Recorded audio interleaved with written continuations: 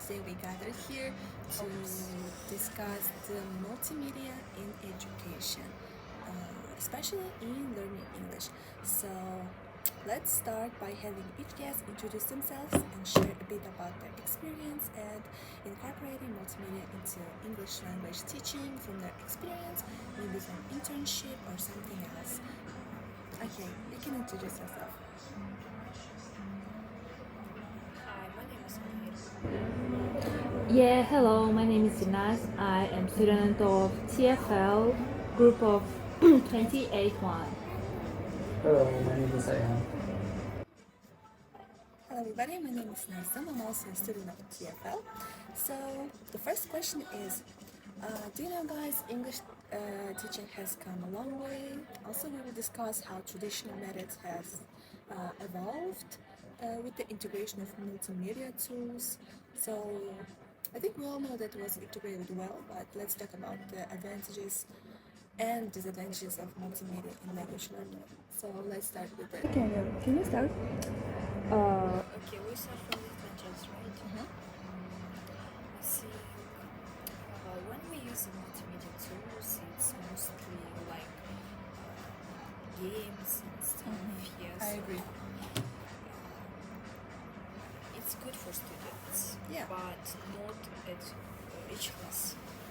I mean, sometimes you can add this, not every lesson, because students they lose the concentration because it's like Francis for them, they're not serious. So Yeah, awesome answer. Thank you. Thank you. I want to continue Anel's opinion that I think the number two disadvantages that we have in multimedia tools that not every teacher know how to integrate multimedia tools in their lesson, and sometimes it's not enough, and sometimes it's too much. That, as Anna mentioned, students start to behave weird. Maybe, yeah.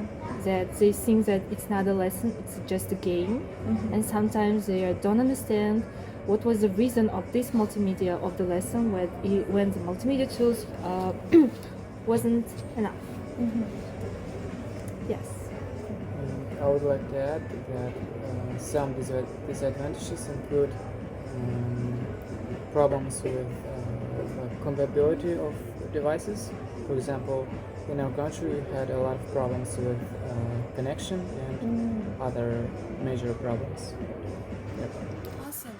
I want to add with Ayan's subject about the technological side of this, about the electricity, because multimedia tools, they simply depend on the electricity.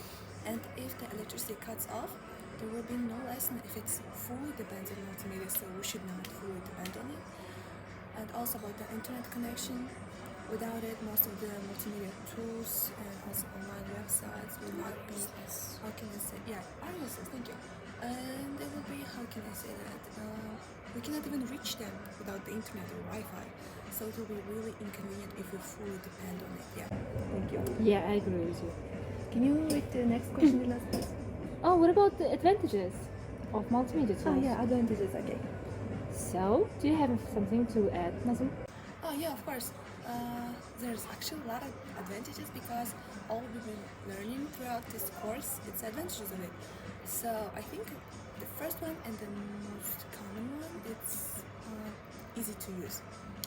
It's fully understandable for any age, I think. But I think our seniors, elder teachers need some instructions to that. But we are, as a modern generation and also young people, we are really connected with the internet stuff. So I think it's more easy and yeah, it's more convenient for us because we're used to work with our phones, with our tablets. We're not used for traditional teaching, so it will be more convenient for us. And also about the easy access. There's so much varieties of multimedia tools right now. Like as we speak, I think some tools are developed right now. Do you think that? Like Kahoot or something? Because of Kahoot, there's so much equivalence of this game. It's mind-blowing. And also, I really like how it's, how can I say, about the easiness. It's even easy for kids because I think kids are more, how can I say, closer to the gadgets than we are. Because we had it when we were only like 11 or 12 or something, and they are now having it since they were born, I think, or age 1 or 2. It's really early. So for them, it's a piece of cake, and for them, it's more fun because it's like game-based. For kids, game-based education is more profitable right now. It's more useful and convenient, so kids are like competing with each other and wanted to be at top of their class, so they're studying for it. But this side also has some disadvantages that we will, I think, talk about it later. Thank you. Yes, I want to continue your opinion. I think no one has the doubt that the first advantages of multimedia is engagement, because with multimedia we can engage our students to learn. With the audio clips or video clips or interactive presentation, we can like captivate their attention to the lesson, to the topic of the lesson. And also I think also one of the advantages of multimedia is visual and audio support, because when you have only the books, it's not be so interesting to the students. And when you have some videos, at least, or audio or something like this, or even just a song, this will be more interesting for them. And also I want to say that with the multimedia tools, we can like give the students contextual understanding, because without the pictures, without the videos, they maybe do not understand what's going on. Yeah, I think it's a part of the differentiated Yes, yeah, we can differentiate a lot of learning styles with the multimedia tools, to the visual students, to the audio learning students, and something like this. Even the kinetic body. Yeah, because multimedia allows us to research some templates and cut them out for students to make some little projects. Yeah, thank you. Okay, can I add something? Continue? So as you mentioned, also about the skills, we can practice all the skills using multimedia tools such as reading, writing, speaking, many else. Because you know, there are many types of like tests, different applications on the internet that we can use to practice the skills. I mean, the school books that we usually use and have been using for a long time, it's just a book, so it doesn't have like this something interactive. Yeah, like some It's only activities. written tasks. Yeah. It's not really good. They're not really good variety of tasks. So I think it's like really, how can I say, closeted. It's a little information. Yes, now we can involve a lot of different tasks to our students, not only written tasks. Even we can involve a lot of written tasks, not only get the fields or match something. And they can write their own essay on it. And you know what's more convenient? That's a robot can check them. Yes, you don't need to spend a lot of hours to check every student's work. You can just to send it to the robot or IE, and they have the answers. Where is the mistakes, or where is even the scores of the work. So, one thought came to me while speaking. We discussed it on the lesson with one of the lecturers. Like she asked, so if we use this kind of tools, for example, to check their words, I mean, they also know about these applications.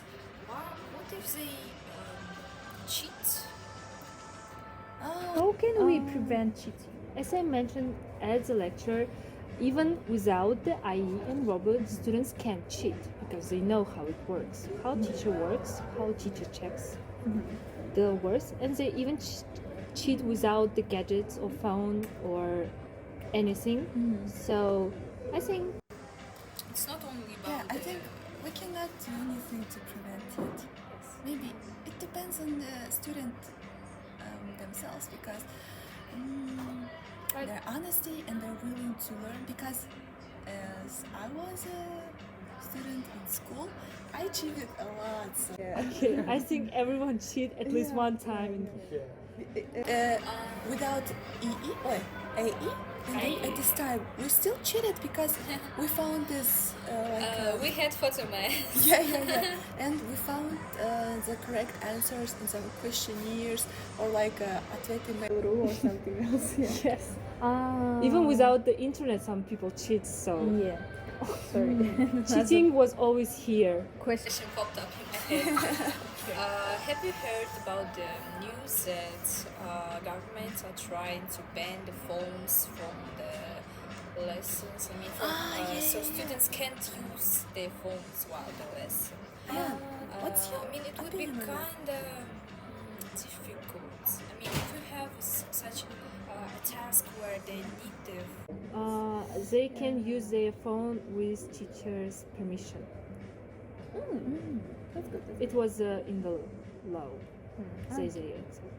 Thank you. Yes, For I read the- this article because I thought that it will can be important. and Sorry. also, I have one idea. I mean, you know that in American schools they give away the tablets. I mean, that they can use for study. But it's not like book tablets. They are like whole iPads there. I think it's convenient because now we have like 8 subjects in one day, and even little kids have to carry their 8 books for the one day. Carry their Books in their big backpacks. Yeah. bigger than them. It leads to the scoliosis, I think. Yeah. So one iPad it will be more convenient to the What do you children. think, Ian?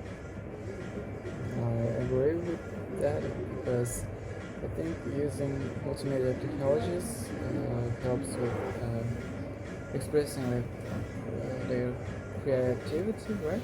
Yeah. Also? Do you know any apps that we can use to enhance their creativity? Well, when we were studying at schools, we used like basic paint or Word and apps such like that. And I think currently we mostly use artificial intelligence in our studies. So we just type in the description of the Yeah. picture and it's generated for us. Awesome. While the IE is like really trending nowadays, the games such as Kahoots, they are becoming boring for the children. Yeah. They're I like, mean- Kahoot again. Nowadays, when we had Kahoot like once a year, it was like a holiday for us. But now the kids are really spoiled, and like you think that you found something unique, something interesting, for the kids, something with artificial intelligence, like you have never seen this thing before, and when you show it to the kids, they'll be like, Oh, I thought. Seriously? Yeah. Yeah, maybe we should change our topic. Let's discuss the challenges of multimedia tools, and maybe we have some solutions how to solve this problem or challenges. So number one is, as Anna mentioned, it's that some multimedia tools became boring for the children, for the students, and we always need to find something new, and it will be hard because we are not creating this. And can you see some solution for this problem, Ayan? So I think If you face with this kind of problem, how you solve this at that time? for example, students say, "Oh, Mr. Ayan, we know this game is so boring. What you should do? What would you?" Well, Humble them. it's just human nature that things get Boring? boring after several times, but I think it also plays a role like discipline in the classroom, right? So Maybe. yeah. Oh, I remembered something that we discussed in our Chinese lesson. We were like, right now we're not learning Chinese as a language, we're learning how to teach Chinese. So we were talking about the technologies, and also we were talking about how to engage students while you do not have any activities, but there's time left of the lesson. So she, how can I say, suggested that we just give them a song to sing, and while they're singing the song, we search out the activity, and it will be like, we will not look like we're not prepared for the lesson, but we'll be like, yeah, I got this activity. all the time, yeah. I think it's a good trick to use. Yes, Yeah. and I use this trick for my internship, because when I forgot, not to forgot, just I have like 3 activities, but it was like short activity, and we have a lot of time after that, and I need to find something, because like 15 minutes of the lesson, I need to fill this gap of the lesson with something, because I have no exercise, I have nothing. So I give them, let's sing us one song, and they sing like 3 minutes, and while they singing, I just find something, and like, yeah, now I have a Awesome. I have a game for you.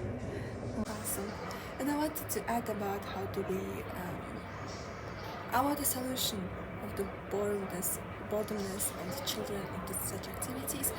I think we can just tell them to suggest their own activities, because kids like when their opinions are heard. Yes. Maybe they're not heard from their homes, and it will be some healing for the child, because school should be a second home to these kids. And That we should be like not their parent, but like a counselor. their mentor, to lead them in their life. So I think we should ask them to suggest something. So they will like suggest some apps. Maybe we will just consider it, and if we use it, we gain respect. Yeah.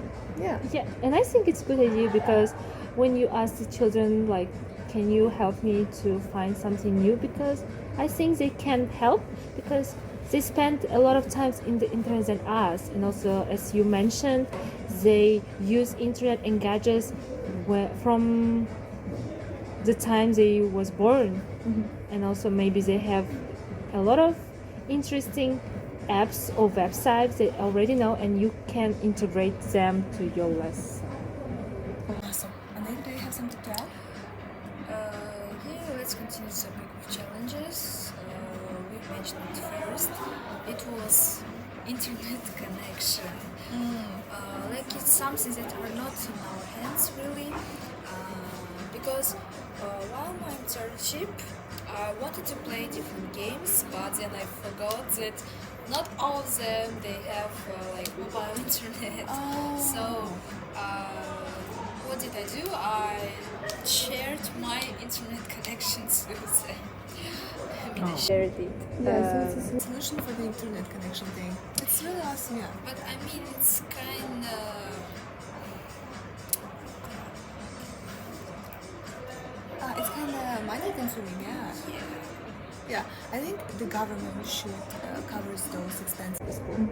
I think I would like to add that this is one of the most challenging things, that we don't have enough resources in our schools here. yeah.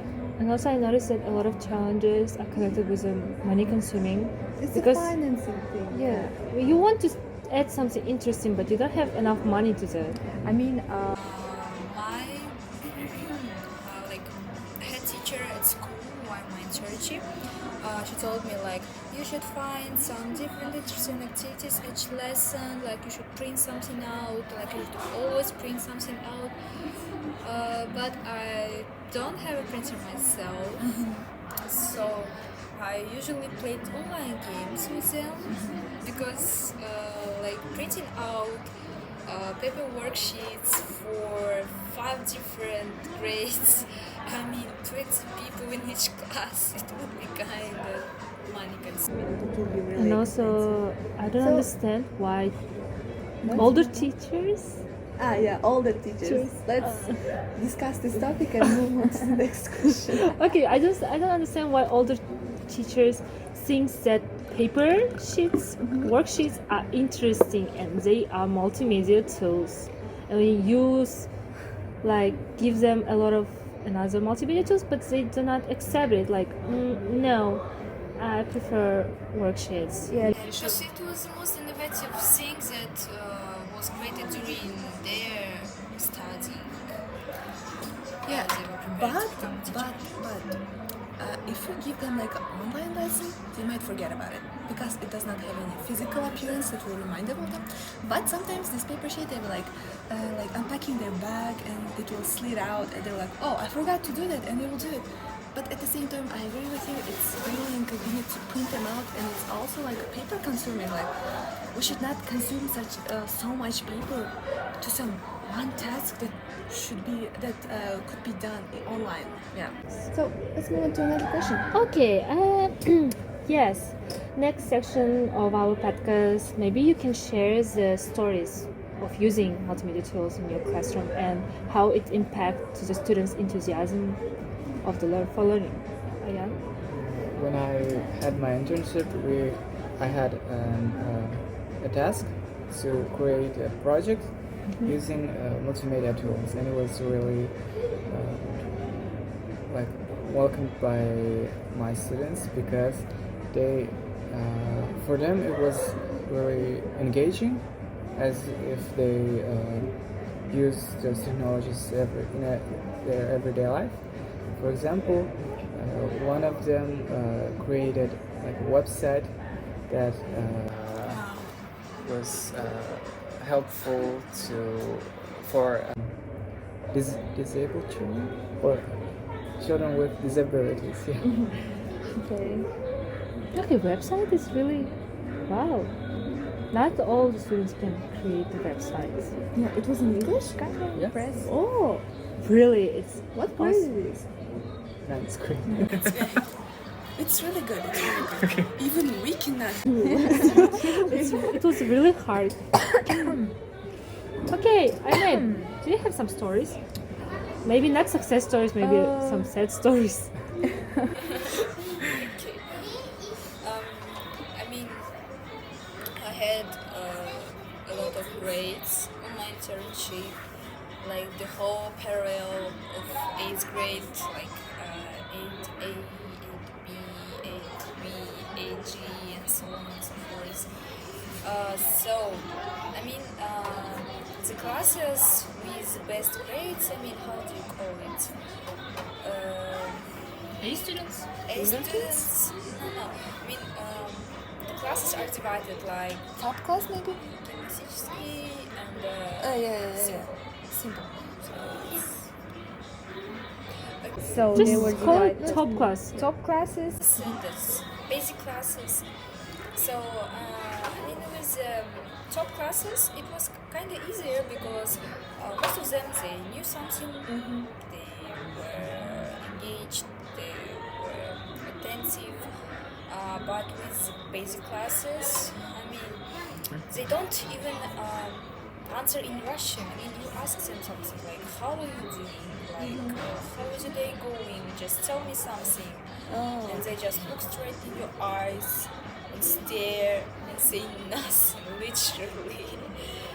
So, when I was using different games, I mean, even printed out games, I had the printed out game with reported speech.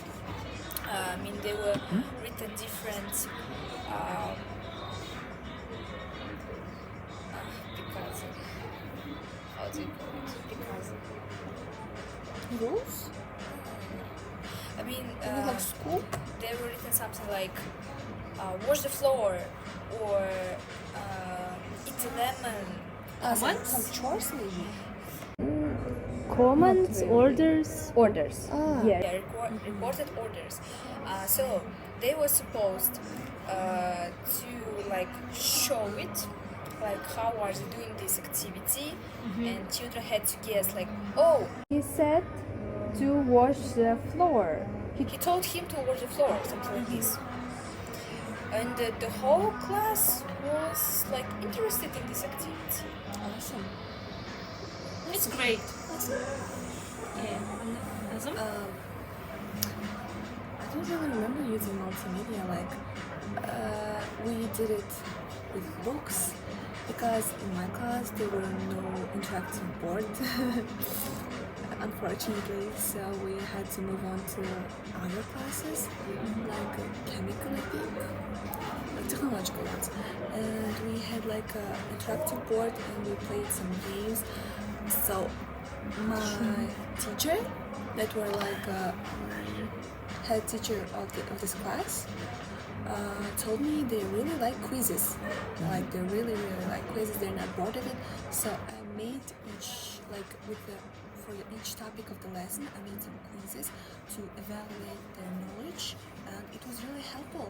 Like I understood which parts they didn't get and which parts they understood. So the parts that they didn't get, we reviewed again, and I answered their questions that they didn't understand.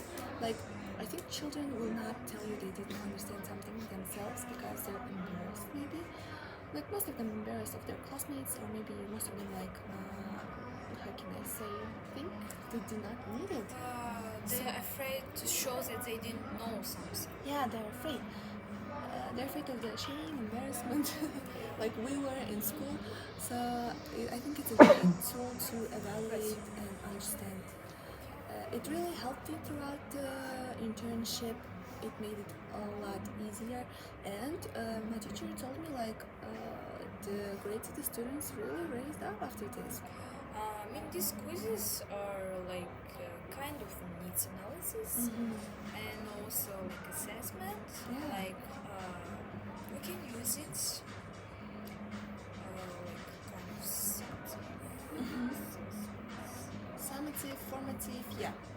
We can use it for this. And also about the... I didn't know I used ICQ questions before I knew about them. Like the instructions of how they understood it, yeah. Yeah, I want to add that in my internship at the first class, I have some multimedia tools, I think, because in my classroom I have an interactive board, and at that time I understood how it's convenient because you can at least show them the question with the interactive board, and they understand the question, maybe because sometimes they do not pay attention, but with the interactive tools, interactive board, they can understand the question at any time. You can just see them and answer. Okay, so we can move on to the next section, I think. The next section, I think it's like must-have tools and resources that we can share with each other, maybe some of them. Yeah, Can maybe. you start? Maybe some tools to use online. Like how to help them. Well, there is a lot of like essential multimedia tools and resources. Well, What kind of tools you use, like, usually? Yeah. usually we use. No, you. I use. Whiteboard. Okay, I can start with it. Yeah, let's just discuss the must-have resource, like a Yes. interactive desk on it. Okay, it's interactive. Yeah, interactive desk. Yeah. And also, I think number 2 is Canva, because with Canva you do not have to spend a lot of time to make a presentation, like colorful, interesting presentation, and you can find any topic you want for your stuff. And also, IE chats, like ChatGPT or something, they can give you a lot of examples. If you have that imagination or fantasy to create some examples about such tenses maybe or some topics, you can use this and they will give you some great examples. Yeah. What tools do you use? Ayan? Oh, the stuff that you mentioned. And, Also, the most common tool that teachers use nowadays is whiteboard, because people they create different games on different topics, and like if you don't like one game, you can find another one because they're really broad variety. Awesome. Ayan, do you have any tool to suggest? One of the most common tools in our country, it's of course Educator. They use it for grading system and for homeworks. Yes. Awesome. Also, I want to add about that. Jot form, like Word, Kahoot, Quizlet. What else do we have? Google Classroom, Google Classroom, Padlet. Hello English. What else? Also, last lesson, I prepared a little lesson fragment using one site called Storybird. So there you can make up a different story.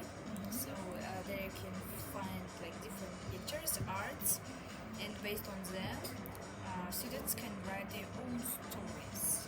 I mean, it's kind of It enhances their imagination. I mean, it's like a comic that they made themselves. Yes, Ayan, do you have some website or apps that you find during the course that can be useful for teachers? Or maybe Yeah. the ones you want to use in the future. There is a website. It's called the Thesaurus. There is a lot of games, like more than 80 games Wow. that are Can you spell it? the Thesaurus. Like a dinosaur? I think so. Okay, Okay, you can send it out to Yeah, us later. Yeah. so Nazam, do you have anything? No. No, I think we can move on to the last section, like tips for teachers. Like as future teachers, I think we're allowed to give out some tips to the freshmen, I think. Always make a lesson plan. Like if you think I will improvise, I know what I'm doing. No, you don't. You don't know. Just make up a lesson plan because during the lesson, like when you finish all the tasks, you have plenty of time. And, like you don't know what to do. So yeah, be prepared. Awesome.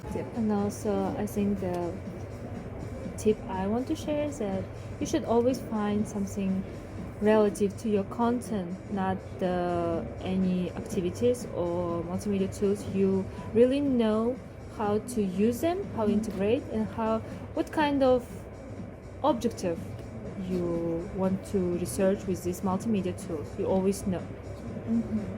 Have to know it.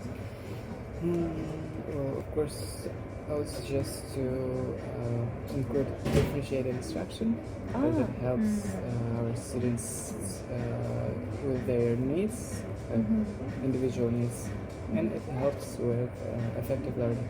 Awesome. Yeah, This new subject this year, I mean, really opened my eyes. I mean, something that I mean, we knew this, Yeah, but it's like a basic knowledge. yeah, we didn't think much about it because we faced such problems like the 8th grade, for example, their level is supposed to be intermediate, but half of them are elementary, few of them are upper intermediate, and yeah, it's been difficult. Because of that, most kids suffer from being not heard, and how can I say?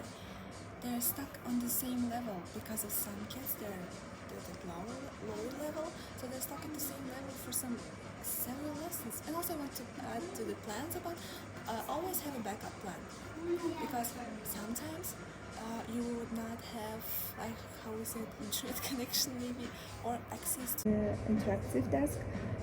So be prepared to always have a backup plan. for some activities or maybe even the whole lesson. Thank you. Hey guys, I want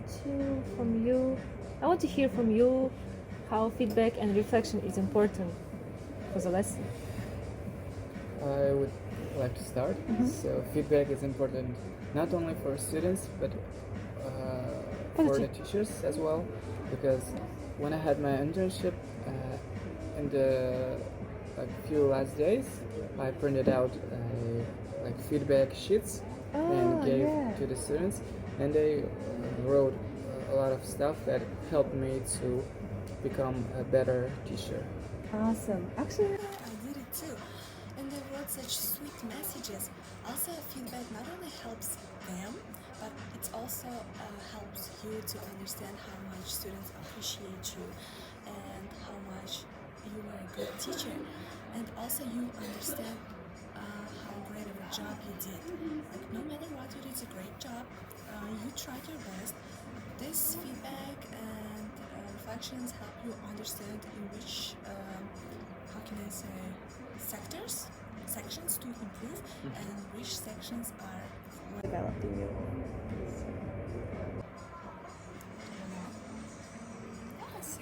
I think we discussed everything. Mostly all of these things. Yeah. And also the needs of students. We understand the needs. It's a kind of a needs analysis at the end. The lesson. Oh, Yeah. The Yes. feedback is really awesome. So, I think we discussed all the parts of multimedia tools in our English it was classroom. awesome. Some discussion. Yes, thank you guys for agree. sharing your insightful experience. I'm grateful for being here. And thank you all Yeah, for it was- watching. It's a grateful experience. Thank you. Thank you. Let's hug each other. Let's do intersection hug. Let's change.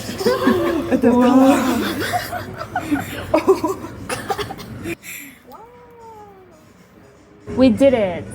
Thank you for watching. We really appreciate it. Bye bye. Bye.